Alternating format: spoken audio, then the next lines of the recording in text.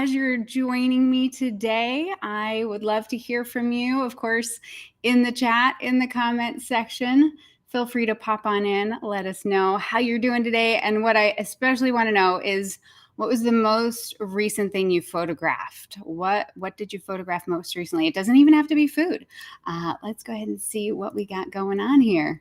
Yes, welcome, welcome. Great to see everybody filtering in from all the places.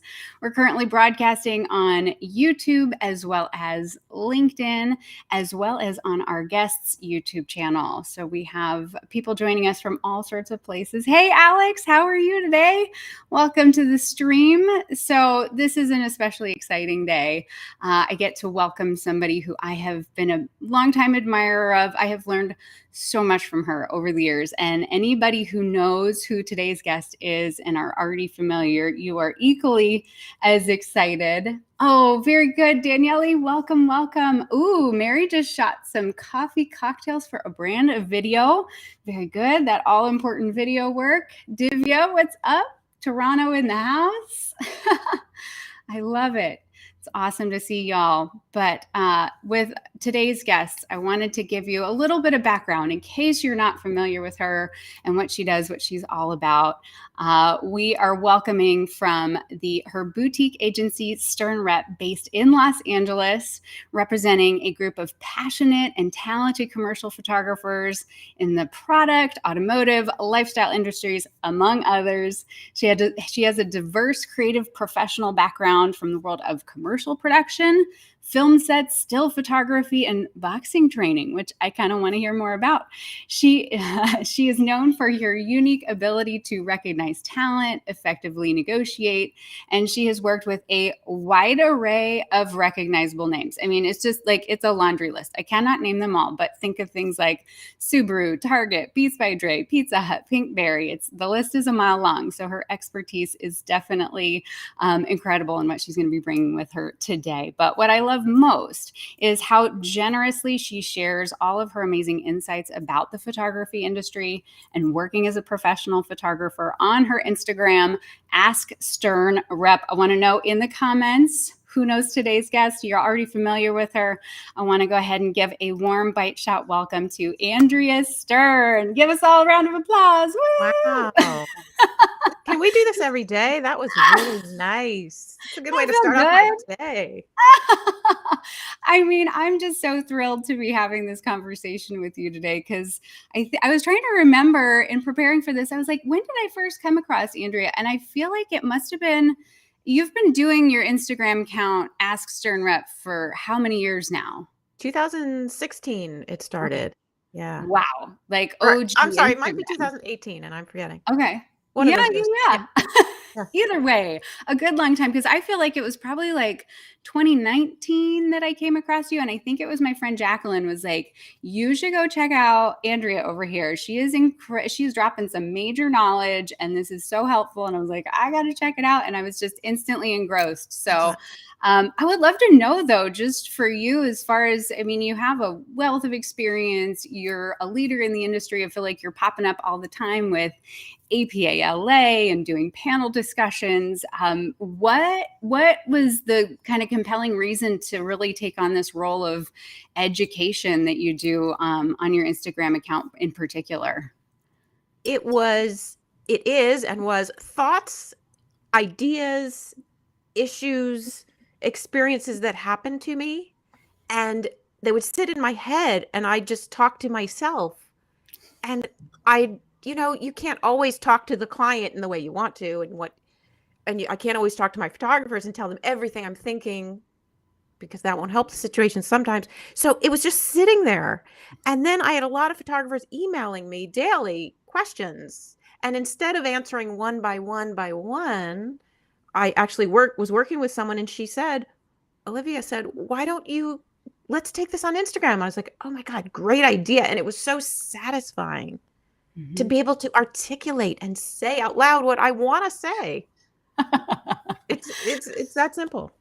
It's a good feeling. Well, it's definitely a wealth of knowledge. I would say anybody who isn't currently following Andrea, definitely, we've got all the links in the description box below, so you can go check it out. And I just feel like you could, like, somebody could just go down a rabbit hole of your past posts, and there's the great Q&As, which that's what we're intending to do here today, is sort of an extension of Ask a Rep, because it's such a great opportunity to get your perspective as someone who absolutely is in the industry and knows what's going on, but is also kind of removed from being in the role of a photographer, which I think is also a really powerful position to understand context and nuance and the details and kind of the bigger picture, if you will. Because I think as photographers, sometimes we get in our very like specific little lane. And so your bigger, wider perspective from a lot of different directions.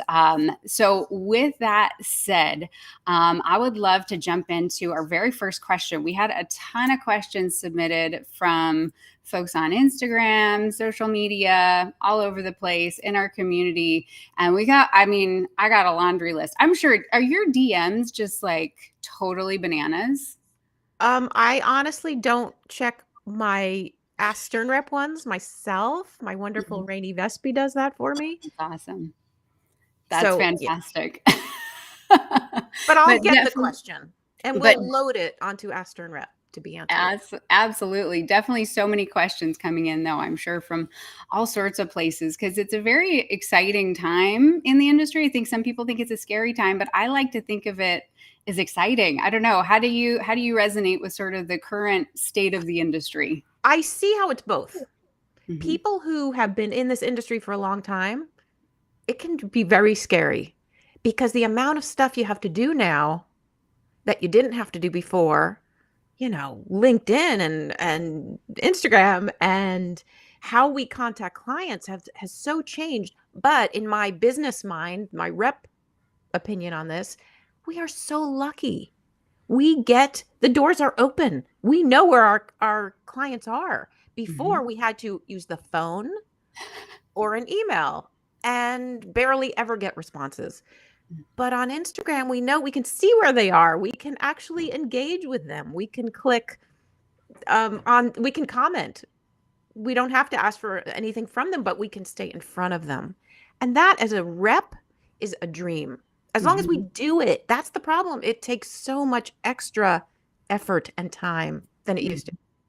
Yeah, no, and we'll get into that. There's actually a question on that, so I look forward to getting into it. But I wanted to clarify real quick something that I think I skipped over that's important for anybody who's in this audience here today who's maybe newer to the industry. I think there was a lot of folks that we saw enter the commercial photography space, especially in the food realm in 2020. We're all stuck at home, and if you have a camera, what are you going to photograph? But, the food on your table.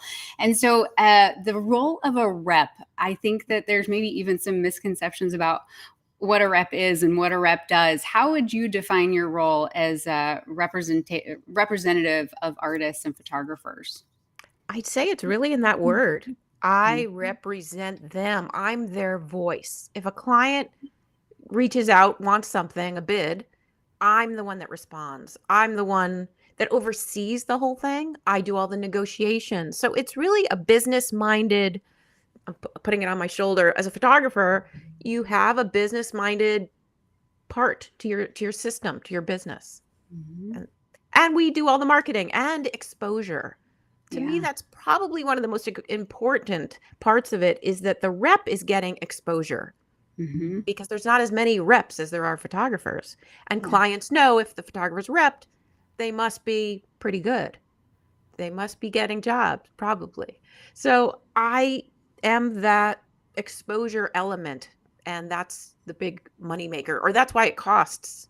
And I can Hmm. just throw that in there. Usually a rep's commission is on fees, Hmm. and it's usually 25%, some are 30% of the Hmm. fees. Yeah. And I mean, I have to think too, as a photographer myself, I think one of the overwhelming things that happens is kind of the further you get along in your journey and you get to this place where your marketing has been working and things are working out for you. And then suddenly you have all these people coming in, and you're like, how do I handle these incoming leads and these opportunities, and how do I sift through, how do I negotiate? Because I don't know, how many times do you come across in your line of work as photographers who are also like super business savvy? Is that like the norm, or is it No, kind of a mix? no. Pretty much, well, I'm sure some could be, but Yeah. hopefully you're too busy shooting Hmm. and testing. So I think maybe some personalities, I do know some big photographers who no longer want a rep. And Mm. that's something the reps have to deal with. Our value has swayed and we have to shift for that kind of thing. Yeah. Because photographers don't need a rep the way they used to. We used to be the one way in, Mm. and now there's many ways in. Yeah. It's changing. It's Yeah. exciting. It's Yeah. scary. All the things Yeah. all at It changed. once. It's change. It's like any business. But our business in commercial advertising, Yeah. that is built on change. Yeah. The market, and it gets younger and younger, and we have to keep up with that. And I've said this on my Wednesday Wisdom, it's not about our age Mm-hmm. that makes us aged, in my opinion. It is the way we handle things, the energy we put into it, the testing, Hmm. the exploring. We have to bring a life to it, to our career, our photography, to stay young minded. What would you say is like a good example of a way? Is there kind of a tangible way that you can think of to implement that? Somebody who maybe is like, oh, I kind of am feeling a little out of touch, or I'm feeling like, because we hear frequently from folks who are like, I'm 45, I'm 50, I'm 65, I'm retired. Can I still make it in this industry? Can I still build a business? And I feel like 100% yes, but I'm curious I to know from your perspective, what are maybe some of those tangible things to help somebody who is feeling that? It's really in my mind, it is testing and exploring. And that can be any age. I don't If clients see something they love, they're not going I've never heard of someone checking out the age of the photographer and that being the deciding factor. Yeah. It's your portfolio. It's always the portfolio. So really just keep pushing it. And maybe what we used to watch is Mm. MTV. That's how long I've been doing this. And we used to see what kind of commercials are on there, what music videos are going on. And that's where we get our style, we get invigorated. So check out those sources. Right Mm. now, it definitely can be Instagram and TikTok. Where else? Probably even movies and just really cool stuff, maybe games and stuff. Where are the cool techniques happening and why? Why are they so cool? You got to stay in that framework. What are the ages for advertising right now? It's 18 to 30 or 28 that they're really going for. Mm. Well, our portfolio has to represent that. That's such a great point. Yeah, kind of coming back to the portfolio and framing that in the context of who is that target client. And yeah, I think that inspiration. I'm even thinking like last night we went to Taco Bell for dinner. It's like a weekly little ritual after the kids have jujitsu, and I'm sitting there, and of course, I can't help it. I'm looking at the menu boards. I'm like, oh, they've really like taken an interesting direction in their Right. in their creative. Like this definitely looks different. It looks modern. It had something that was definitely not as predictable. And so I think, yeah, just kind of keeping your eyes open to what's happening in the world around us. That's such a great Yes. point. Yes. I always look for the design on Mm. everything I'm watching, on commercials, on shows. And if that design is really cool, that's something to notice and bring into your own career, however that can work. Maybe it's a background in an image or something with your website and your logo. Just really keep it cool. Yeah, yeah, absolutely. Kind of step out there. Don't, just because Yes. this is the lane that you feel like you've been in doesn't mean like you can't take a totally different direction. So, kind of shifting gears here, there's a great question that came in that I wanted to get your inputs on. That there's so many more photographers now than ever, just even in the last couple years. Competition feels steep. I've experienced this and would love to know the perspective on that. So, yeah, the idea that there definitely are a lot of food photographers out there. I mean, there's a lot of food photographers on this stream right now, and this sense of competition. And And so, yeah, I don't know. What is your thoughts on that? How do you feel about that, Andrea? It's interesting you ask, and I'm afraid it might be something you don't want to hear. Not you personally, but everybody. I notice trends now looking the same. Mm, I look on food photographer sites. I'm like, they look the same as them and them and them. It concerns me, mm, honestly. yeah, Why does everyone have that kind of look? And you're probably going to say, what's the look? How do I describe it? yeah.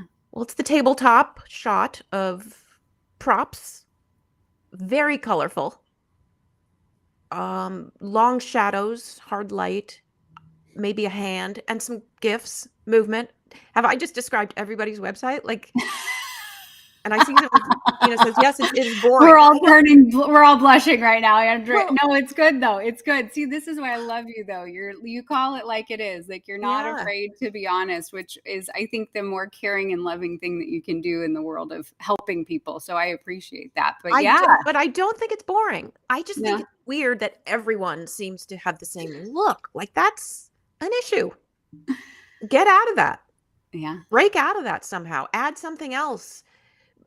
Expand it. I have this theory. It's like I see it in my head like a lava lamp. Like you have this idea and this style and this essence to who you are. Add movement to it. Grow it out. Expand it. Mm-hmm. Go a little this way, try a little that way. I have this beautiful picture in my head, and I hope that description fits what I'm trying to say. Mm-hmm. Absolutely. Because, yeah, that is interesting, though. There is so much volume, but kind of what it sounds like you're saying is because so much of it is so similar that there's opportunities for those who can break out of that mold. I like that you're turning it into a positive. That's good. Yes. Agreed. Yes.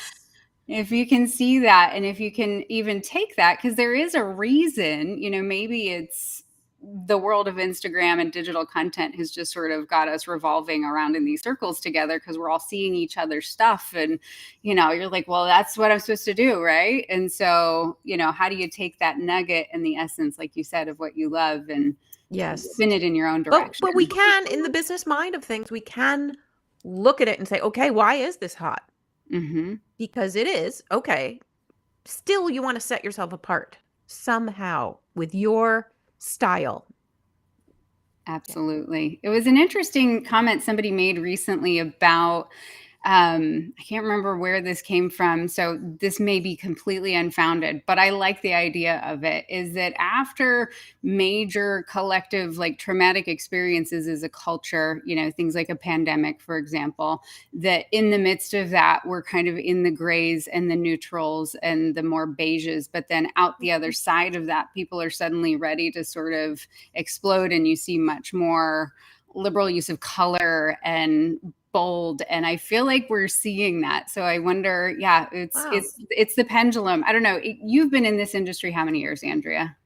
Since 96. So a fair bit. A So I fair- mean, do you see? Have you just see? You're like, here we go. It's another pendulum swing. Oh yeah. Oh yeah. It's hard for me to remember where it was back then, but it was Yeah. somewhere. Yeah. It was a lot of on black for a while. Mm. Then I remember the on white. Now it's these hard. I'm sure there are several in between that, but yeah, it does shift. The thing to do is to become the hot photographer of the times and set the new trend. So the Mm. more you test, and you don't even have to know. I have this vision in my head of a photographer putting on some hard metal music really loud and just sit in that studio, if you're in the studio, for hours upon hours. Don't even know what you're doing. Go in without knowing sometimes and just play around. Try something. Oh, that's never going to work. Well, try it.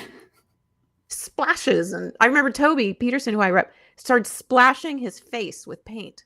Oh my. Some of his coolest work, but Yeah. I assume during the procedure of this test, he learned how to do it. Mhm. You don't really know how to do everything that you should try. Yeah, it's that creative process, because I think too, I hear from a lot of folks who say, how do I get out of, where do I find inspiration? And I think, like you said, it's taking those risks and finding inspiration. There's a upcoming shoot that I'm collaborating with a stylist who I frequently work with, and he's got this really out there idea that I'm like, I don't even know how this is going to look, but we're going to bring all this stuff together and we're going to play and we're going to experiment. We call it our little play days, kind of, we could call it a test as well. You could call it self assignments, whatever anybody wants to define that as, but it's our opportunity to just kind of like, well, this may not work, but guess what? We're going to have a great time. We're going to have a great story to tell. And I'm sure we'll learn a thing or two in the process. You know what it's like? It's like the creative muscle. You're going to the gym.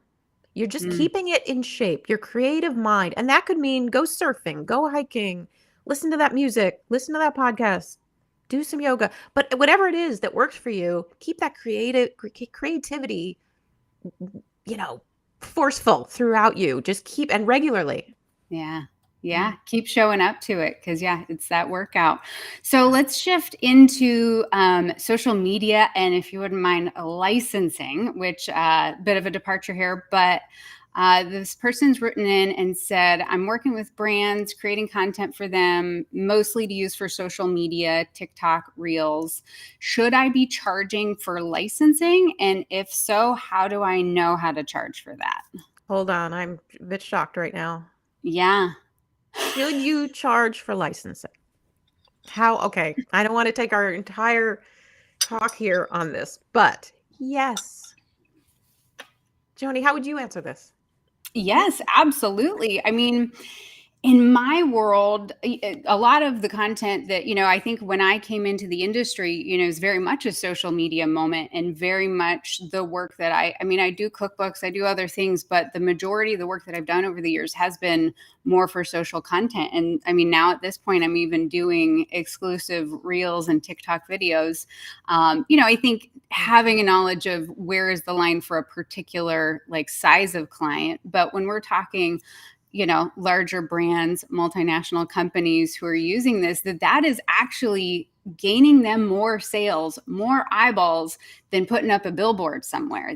That is driving more revenue. And so in terms of charging licensing for that, 100%, I think that, for me personally, I've even been putting a premium on, especially that motion content and that video content. Because that was another question that came in is like, I understand to a degree licensing when it comes to stills, but what about the motion work? What about the video? And in my world, I'm adding an additional premium on top of that because we know that's what's performing. That's what's being optimized for in terms of social. And it's been interesting this past year as a business owner myself, and we're starting to work in the ads world and how to use Facebook ads and how to use Google display ads and all of these ad networks. And it is like the volume at which this advertising and the effectiveness of this advertising with the right piece of creative, I mean, it's more than any advertiser. It's an advertiser's dream come true.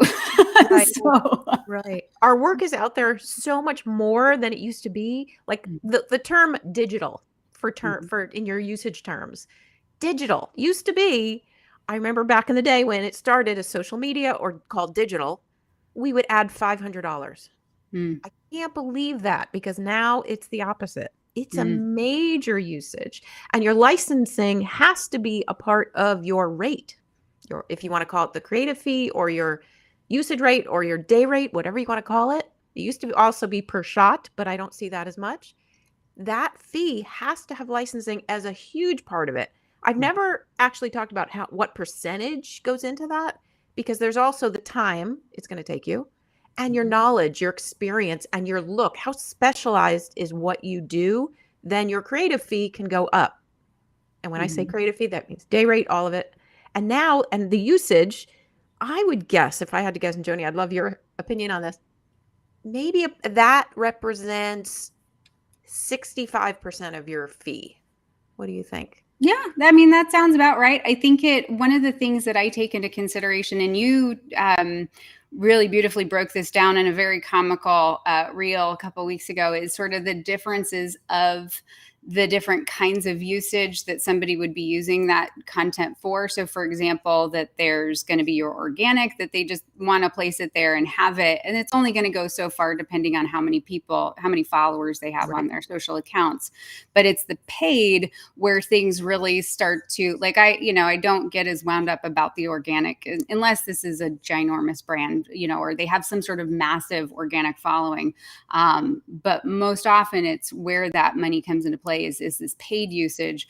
And then anybody who then also layers on that influencer rate, that are you then also using this on your own social media channels and charging for then the promotion through your own channels, if that's a part of your business and what you do. And I thought that was really helpful to break down, because I don't think everybody really keeps that in mind. And so, yeah, I think that from a licensing standpoint, making sure to charge for, depending on, again, I just always think about licensing in terms of what's this going to make them at the end of the day? How many eyeballs is this going to reach? And so putting paid advertising behind that, well, yeah, we're going to charge a premium for that because it's going to go a lot of places. One type of licensing was and is called, well, print and then advertising. Mm-hmm. Well, now I see social media for paid is advertising, and that's a huge usage. It's a huge licensing fee that should be added. Yeah. And if you're not sure, there's several ways to play it, and I talk about it a lot on my AskSternRep.com. You can go there and look it up. Mm-hmm. But what was I going to say? There's a lot of ways. There's a lot of ways to play it. Yeah. You could give a range to them. You could say, is it, I'm thinking this is going to cost between $1,000 and $5,000. Is that what you have? Kind of feel them out, your way of negotiating. Mm-hmm. And also, you could actually on the estimate put a range. You could put option A, option B, option C. You can give them something that when you're not sure, this is going to be way too high, or maybe I'm too low. Yeah. It can help get you some feedback on what they are available, what's available to spend. Yeah. I always love to kind of present in that conversation as I'm talking budget with them, asking that question of, do you have a budget set aside for this? And if they say no, I mean, I will say, so many folks are like, oh, I can't ask that question. I'm like, I was thinking back over the last 10 calls I've had with potential clients, like probably 8 out of those 10 have been very forthcoming about where the numbers are in terms of a range. But if they say no, then I love that, that approach. That's exactly, are we looking something more in the 5 to 10,000 range, or are we looking more 10 to 30,000? Like what range should I address? So at least you're narrowed in to know, and they go, oh, well, at least 10,000. You go, oh, okay, great. So now we're not going to, so then you have that sense of where you're going to be aiming. And I think people will be forthcoming knowing that you need at least something to understand in that ballpark. Yes. What's weird? I remember bidding on a job and saying to the art producer, should we be at 56,000? And she couldn't answer me, because then it's wrong. It's like ethically wrong to say be this much. But then I said, should we be over 53,000? She said, yeah. I was like, oh.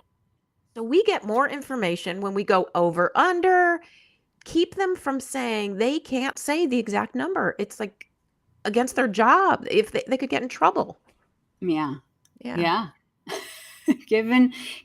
a game. It's a little bit of just like, how do I help you? How do I make your life easier? Because I think that's also at the end of the day, another thing that continues to create a reputation as a photographer is making their lives easier, understanding what it's like to be in their shoes. Yeah, absolutely. And even I do that a lot. And that maybe is one of my best sales tools. I don't think of it as sales, but it is. Mm-hmm. I want them to feel they can trust me. You got to break the ice. You got to meet somebody and immediately warm them up and let them know that you're just a real person and there's no conflict here. Because I think they're just as nervous sometimes as we are.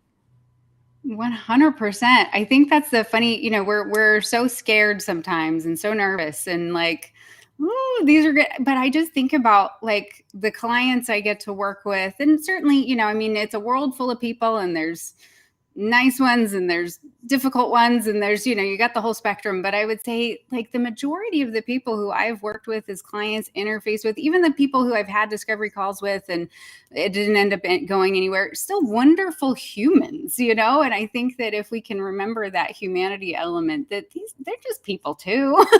They're not You know some what sort of this scary robots out to get you. Right? You know what this reminds me of? Because you do have that warm, lovely, flowing personality. I know, because I've seen many photographers not be able to warm up like that. So maybe we both give them a little advice right now. Mm. If it's not their thing, because it is my thing. I feel like I can make a best friend in a minute when I walk Mhm. into a room of crowded people. Mhm. And you probably feel the same. So if people don't have those social skills, Mhm. what way can they, like I'm on these creative calls and I so wish, I'm like, please smile, please move your, like, let us see your movement and you're there, you're a person, you're not just Yeah. scared and looking afraid. And how can they say something? Mhm. I mean, what's your advice on that?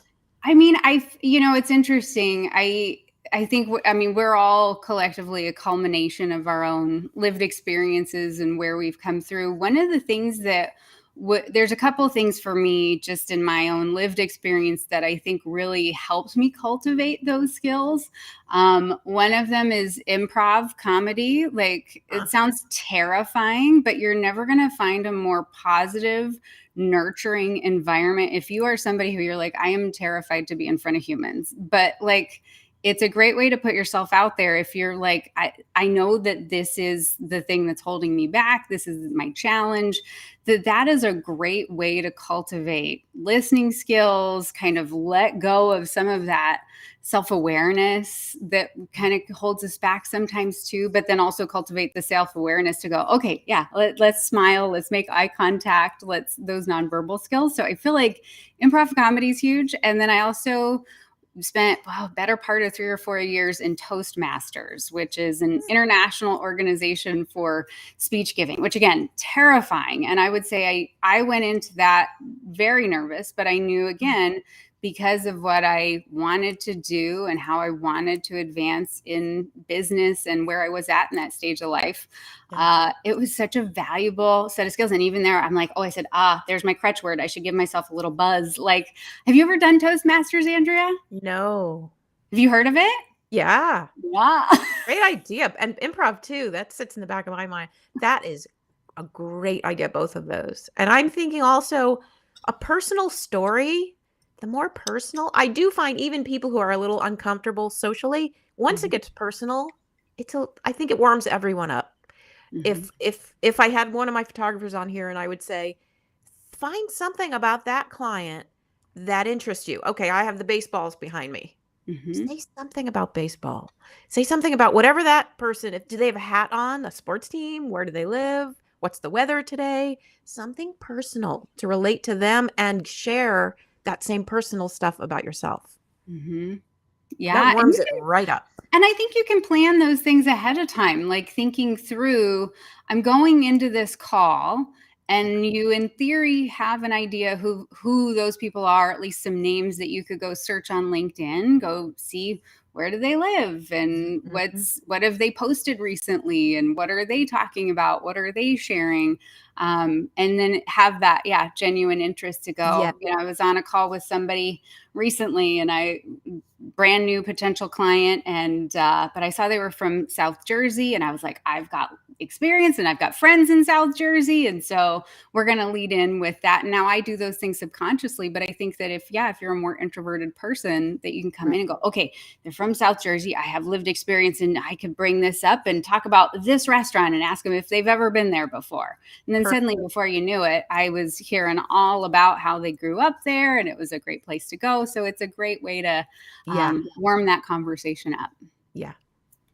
I Yeah. love that. Great advice, Andrea. Such a good point, too, because we did recently poll the community, and it was something like 70 to 75% of the audience uh, identified as introverted or shy. And so I think that was so good that Wow. you called that out. So thank you for that.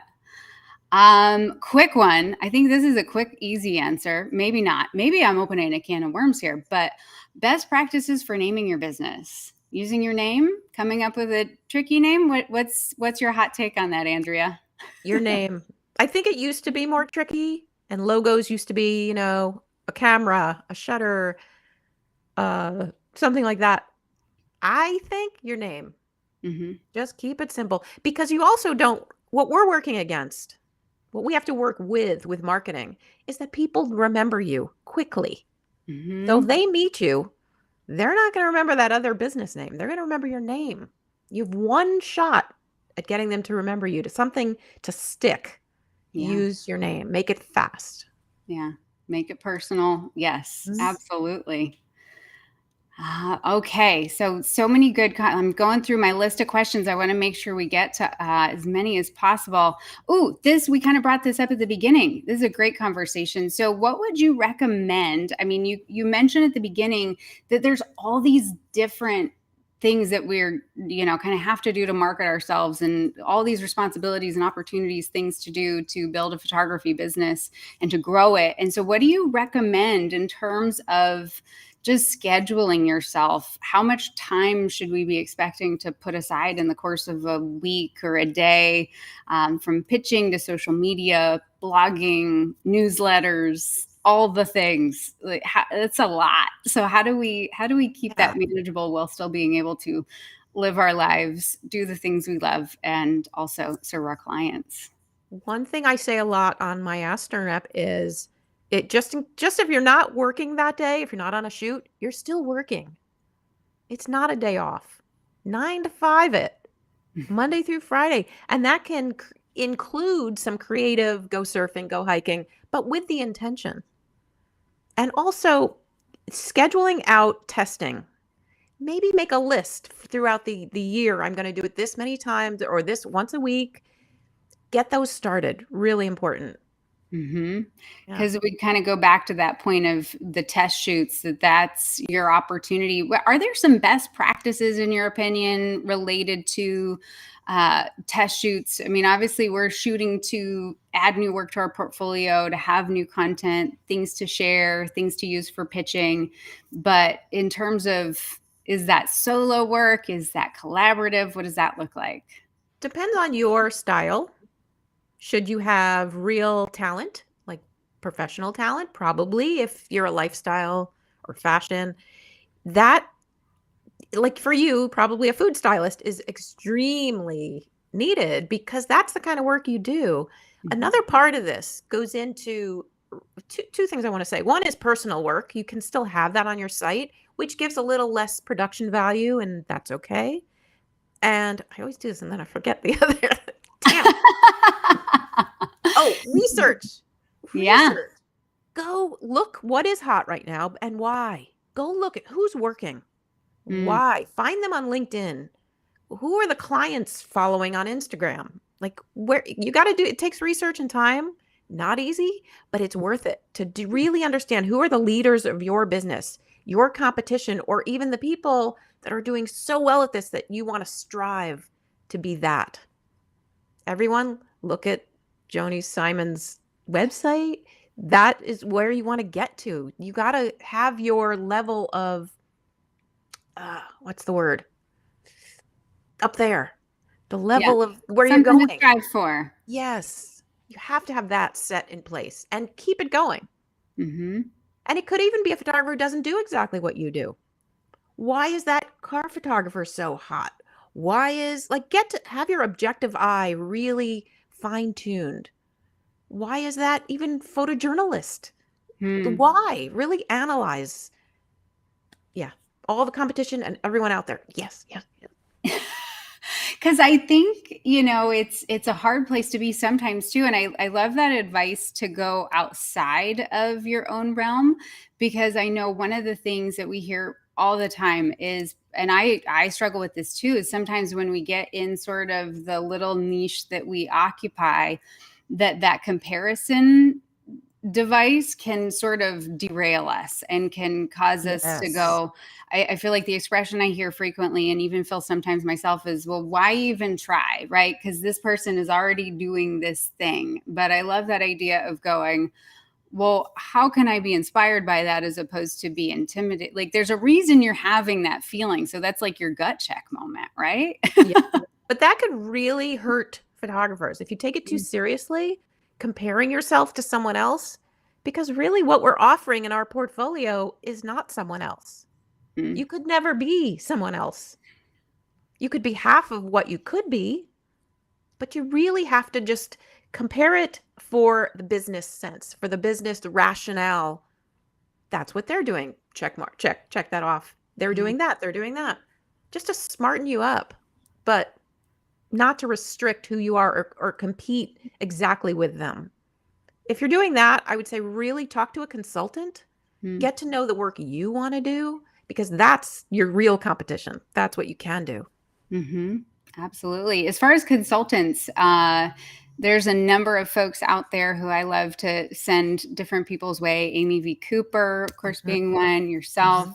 Although, do you consult on the marketing side as well? Or are you more really focused in on the representation? I'm really on the representation, but now since Ask Stern Rep has like taken off like this, Yeah, Rainey and I are doing portfolio consulting, social media consulting. It's all on Ask Stern Rep. great. And it's really fun. We have Yeah. some cool ideas that I'm weirdly excited about. I'm probably not allowed to say, but I want I was to. going to say, oh, I want to know, but you probably got to keep it under Well, wraps. I'm not going to keep it under wraps because I don't want to, but Rainey's going to kill me. Well, no, she's not. I want to do like with Rainey a workshop or something, some classes, like really. And I want to be able to pop in when I want and get to know these people. That's just, and again, this is kind of, I'm not comparing myself to other consultants. We could use this as a good example. That's what Rainey and I talk about. And I want to, it sounds fun. Yeah. As you could tell, it gives me a lot of, You're like, I just, yeah. the electricity is coming through. Yes, I got to follow those paths with my business too, Yeah. because people will say, how do you choose a photographer to rep?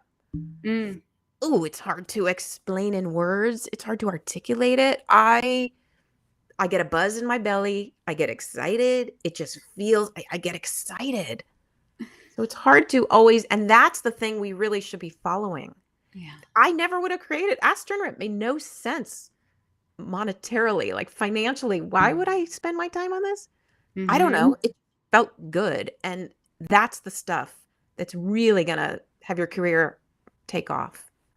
That's how this YouTube channel started. It was, Ah, I've got this group of people and they are really excited to learn photography and I want to give them the tools, but I don't want to keep teaching folks manual mode. So here's your lessons. And it grew from there because, yeah, you're not doing it with sort of that interest of, okay, how am I going to make money out of this? It's like right. following energy as opposed to following the money because the money will come if you're following that energy and that And calling. it's same with that exercise we were talking about, keeping the muscle strong. Oh, I lost you. Sorry. That thing that we were talking about, keeping the muscle strong, the exercise of this creativity, that's exactly that. Follow what you're good at, what you enjoy. And that's what we're doing right now. Follow the energy. Ooh, it's so good. So let's see. Let's do one more, and then we're going to open it up to just like the last 10 minutes for some of the folks who've been hanging out here with us today. Oh, I see my lawyer's on here as well. Maybe he's got some good insights and inputs. Hey, Mark. So one other question is, and I think that this one definitely, there's a lot of folks out there asking this question who have not started working professionally as photographers, but they're seeing this career path and seeing this future, and they're 1 to 2 years into their photography journey and asking the question, how do I know when I'm ready to start charging for my work? When is that moment? What is the high sign that you should charge? When you start getting jobs. If you're showing work and nobody's hiring you yet, I'd say you could do some free or pro bono kind of things just to build your portfolio. When people are ready to pay you, they see your work and it's happening. Yeah. Do you agree with that? I mean, that feels like a very simple answer. It is a very simple answer. Yeah, I think it's that the moment that somebody is offering to hire you, don't back away from that. You know, I think about the very first job I ever was offered was at a restaurant, and I was not intending to get hired. The things that I was doing were I was taking pictures, but it was more for my own social media content. And it was so interesting because they said, "Oh, well, we'd like to hire you to photograph the rest of our menu." I'm like, you know, played it cool. I don't know. I don't have the best poker face, but sometimes I can play it cool. And so I'm like, oh yeah, no, I can totally do 30 dishes. Of course, I knew nothing what I was doing. But you know, I was like, and then I'm like calling friends who are PR people who rep restaurants. I was like, what am I even supposed to charge for this? What is this? You know, you kind of figure it Yeah. out on the back end. But they were willing to pay me. So I think that that's really sort of the, if somebody has said, I want to pay you, you're ready to charge, right? Like there's not some sort of like secret milestone, some sort of handshake, some sort of somebody who appoints you and says, okay, now you're ready to charge. Because I think that you can come out of great photography schools, you could come out of the school of hard knocks, you can come out of anywhere and be ready to charge. If there is value on the other side of what you're providing to somebody, it's worth charging for. It's I think there's don't another take part of that that. away from them. I do think there's another part of that where Mm, you have to be showing it, mm, because how will you know if, because I totally agree with what you're saying, but how do they know of it? So there is that marketing, and maybe we'll mm. talk a second about that. Getting your stuff out there. And it's easy to get your stuff out there. Yeah. It does take time though. It's not easy time-wise. Yeah. It takes a lot of research. I'll give you one example. I go on LinkedIn, I find the people. Okay, I won't go into explaining all that, but I find a right person. Uh-huh. I message them. I never send a LinkedIn connect with me without a note. Mm-hmm. I get those from photographers, the invites. I'm like, Mm-hmm. why would I do that? Like, Who send are a you? note, give me something to want to. How is it benefiting me? And that's what Yeah. you got to think of with the people on LinkedIn. So basically, what we want to find the right contact, then go to Instagram, look up their name. Can I follow that person?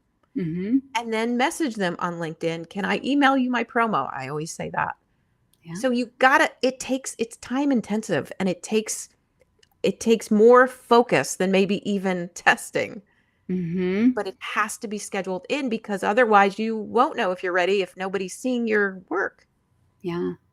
So, I mean, what would you say is a reasonable, kind of back to that earlier question of like, how much time do you think in the course of a week should somebody, you know, who's really serious about building up their clientele and really making a full-time go of this, how many hours a week are we talking on marketing So at on the marketing outset? versus testing and working with their Mhm. equipment, that kind of thing. Yeah, just like the being on LinkedIn, sending the pitches, working Right. on all that, all working on newsletters, all that stuff. How much would you I say that looks like? what I do, I schedule myself because I know my hours. I'm really good from 6 or 7 a.m. to 11, 12, 1, maybe Mhm. 2. So I know those are really my max energized hours. I schedule it into that. I also schedule it before lunch, after lunch. And I remember, so the scheduling, really important to get you to do it. If it's on your schedule, it You're gonna probably do will it. happen. Yeah. When I first started repping, I talked to David Zeitz. He was a rep, but then Mm. he became a photographer. He said to me, don't do anything you're not in the mood to do. You don't want to be communicating with people when you're in a really crappy mood. And I Mm. love that, because I don't want to bring people down, and I'm not going to naturally have the vibe that I want to share. So you Yeah. got to also structure it around, oh, I have a lot of energy to connect right now. So I'm going to get on LinkedIn. I'm going to get on Instagram. Follow your own mood swings as well. Yeah. I think tapping into that energy, I'm taking that away as like the big theme of today's Hmm. conversation. Follow where the energy leads you. That's awesome. Well, cool. Well, let's hop in, if that's cool with you, to some of these questions. We've got lots of great ones popping into, oh my goodness, questions on questions. Let's see. Go ahead and pull this onto the screen for us. So agencies are in search of photographers who already worked with big brands, and if they don't, agents will choose someone with this kind of experience. What are the steps to break into this circle? So I think that idea of it's the same kind of catch-22 of, well, we want to hire somebody to photograph our cookbook who's photographed cookbooks before. So how do you get into that publishing world? How do you break in when they're expecting that experience and you don't have it? I see this as a two-way to answer this because it's also reps and clients. How do you get in when you're not shooting big brands? It's like with actors getting into SAG. It's like a double, or the union. Photographers, clients and reps have an eye. We know when we see work that could potentially get jobs, we know it. We see it. We are aware of that. And same with clients, even like Target and Apple. They're not really, I don't think they care as much as we think they do that you've shot for these other clients. They want to see the work. They want to get a sense of, where can we rely on this person if we hire them? And same goes with reps. If we take these photographers on, can I rely on them? What's the product they're going to give us? When they shoot, we know what we're going to see. It's going to be this. So they want that reassurance. Sometimes that means production value, which costs money because you got to get a crew. You have to really set it up. You have to use professionals like the stylist and a hand model or whatever.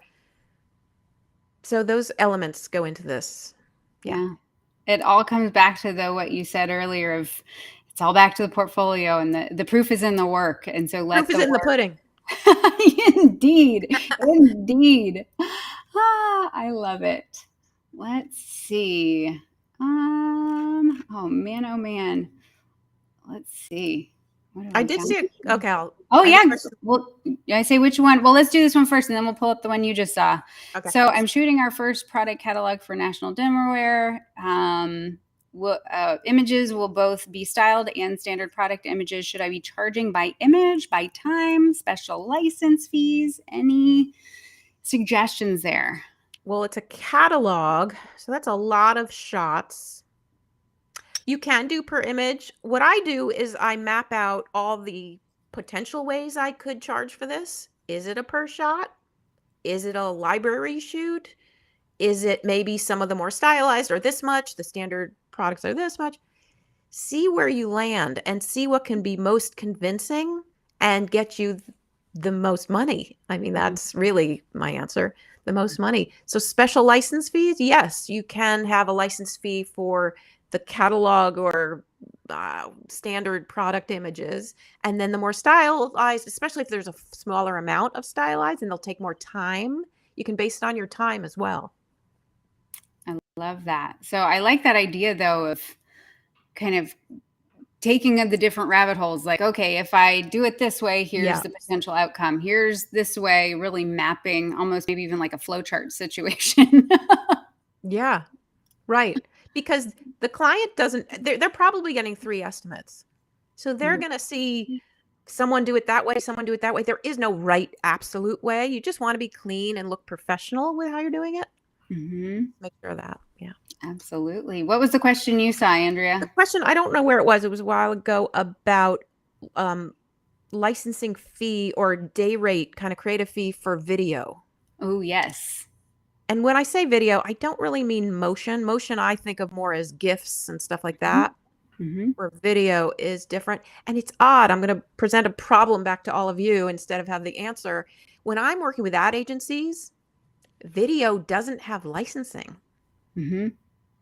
But some clients don't seem to know that.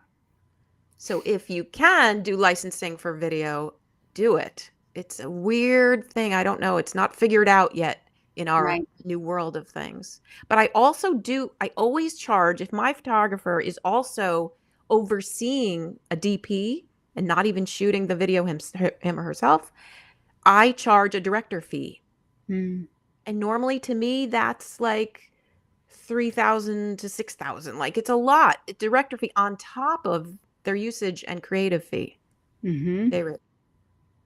That's such a good point. Yeah. Well, and I think that's where we're in such a weird space when it comes to making decisions around certain elements of pricing, is that there used to be, I mean, again, I'm sort of newer in the industry within the last 10 years, but it sounds like more traditionally, the DP was the DP, this person was this person. There was very specific roles and expectations and who was doing what and what the structure of that all is.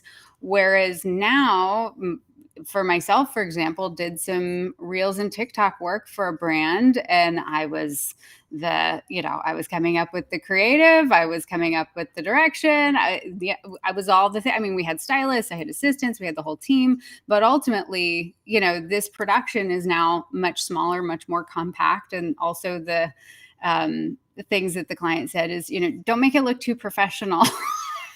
They wanted something that looked Oh, like user generated content, but better. So navigating that space, and how do we charge for that, understanding that, yeah, this is such a dynamic space. But I always personally come back to, what is the value of my time and the creativity and the expertise that I'm leveraging in this situation? Because then, yes. yeah, if I am scripting the voiceover, well, that's another job that they didn't have to hire out. And so charging appropriately for that expertise, because that's not just something that everybody can do. So are you saying you did charge for your creativity of creating the shot list? As a part of kind of the overall kind of package fee, as a creative fee, packaging that in together. So you didn't line item just that by itself? Mm-mm. Because you No. could. You could. Yeah. I That's think it's a when matter of what's the easier way to sell it, right? Like, kind of that. right, right, I felt more confident coming back with here's the overall what it's going to look like for this package for X number of videos, versus the line item specific, just because of the relationship and the conversations I was having. I felt in a more confident position to present right. those numbers in that way. It sounds to me like you were also the production company. Oh, 100%.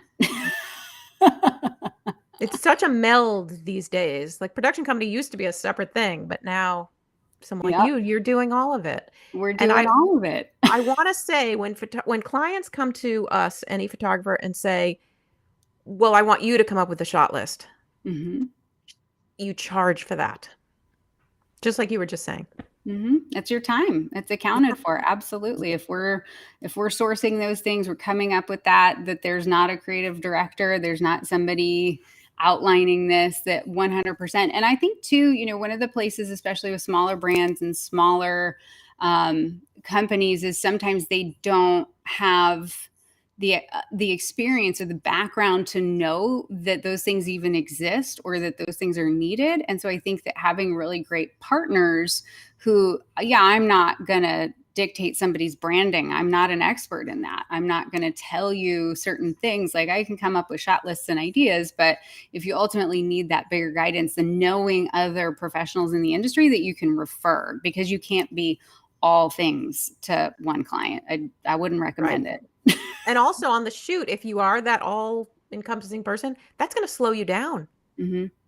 It's going to take you away from what they're really coming to you for. So I would say set your boundaries and make all of this very clear in your terms on your estimate before the job happens and before they even approve it.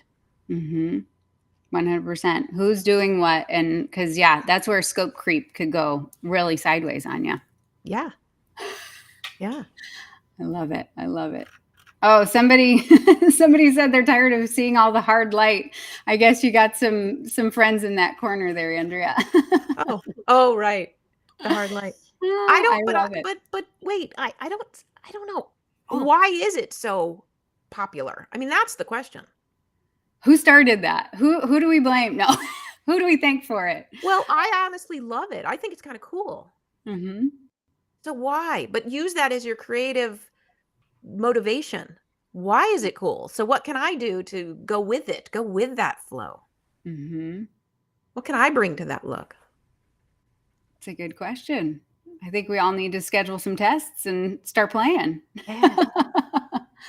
I love it. Well, I think we've come to the end of our time together. Andrea, I just want to thank you so much for, first of all, being so generous with your time with us here today, sharing these insights and this expertise. I know I feel that much more excited and enthused about what is ahead. You know, we're coming into 2023, which I think feels like an uncertain time, but at the same time, I feel like it's in the uncertainty that there is massive opportunity. And so I Yeah, hope that folks see that. I don't know. Do you feel a similar I energy do. on that?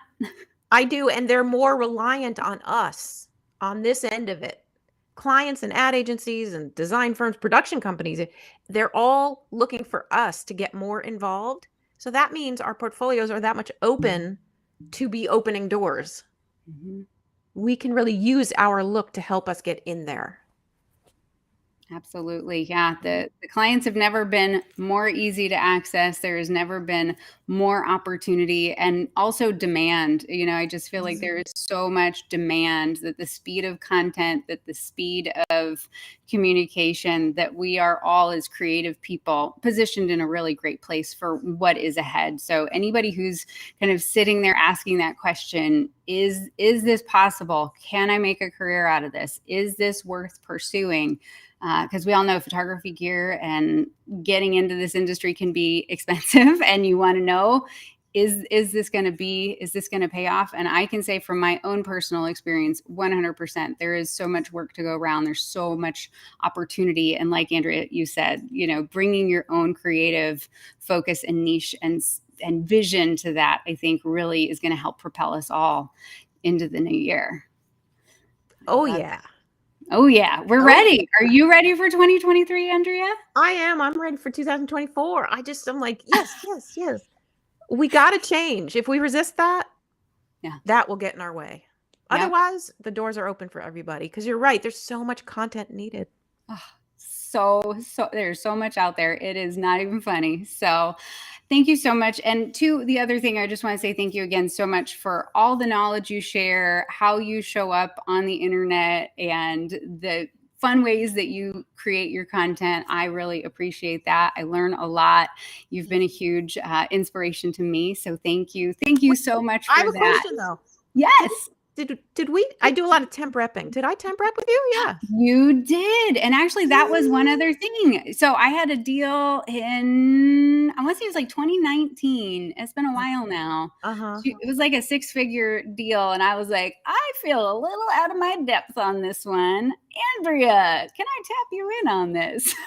I loved working with you. That was great. I mean, I don't think that job happened, but it was Mm-mm. great. I remember the client was really nice and we were talking very honestly. It was one of those really positive situations. And I got to work with you, so that made Maybe it. we'll do it again sometime. Yes, please. I would like that. I love it. Now, on that note, though, I think that's such a great thing to let people know. You know, people think, oh, you know, I'm maybe not ready to find a rep, and certainly, you know, having a relationship with a rep is like a relationship. Like this is like finding somebody you are going to partner with in a very real way, and so it's an important thing to think about before you enter into that relationship. But if you want to kind of dabble, or if you have a deal that you're like, ooh, I don't know if this might be above my, you know, expertise, or you just need that. I don't know. What would be situations in your opinion that would really compel somebody to want to reach out for a temp rep situation, temporary representation? I honestly don't see any negative reasons why not to always look Mm-hmm. for a rep to work with you on these jobs. If you're asked to bid a project, get some help on it. Why Mm-hmm. not? You'll make more money Mm-hmm. usually. Mm-hmm. And then you get to know the reps. You get to learn. I honestly, I feel like I'm giving away such value because I don't charge if we don't get the job. Yeah. First of all, some reps probably do. I know. I That's felt okay. bad. I was like, we didn't win the job, and I want to pay Andrea, but she says no. So I'm like, okay, well, I get you next Yeah. time. That's how I work. But even if a rep is charging for it, it's not going to be too much, and you're going to learn so much. Like I'm on the creative call with them. I go through their treatment with them. So you're getting a professional on your negotiation team. Mhm. Why not do it all the time? That's what I think. Absolutely. So, folks who want to follow you, find you, come ask you to temp rep them, we can all find you. We've got all of Andrea's information linked down below, easy to find. Sounds like home base is sternrep.com, though. Yeah. Sternrep.com and asksternrep.com. Excellent. So learn about it or get repped. Either way, we've got all the info there. So thank you so much, Andrea. And thank you so much to everybody who's been hanging out with us here today. This is a great conversation. I know I took some great stuff away. I'm ready. 2023. Let's do it, y'all. You ready? I love it. Take it easy, everybody, and have a wonderful day. Bye. Bye.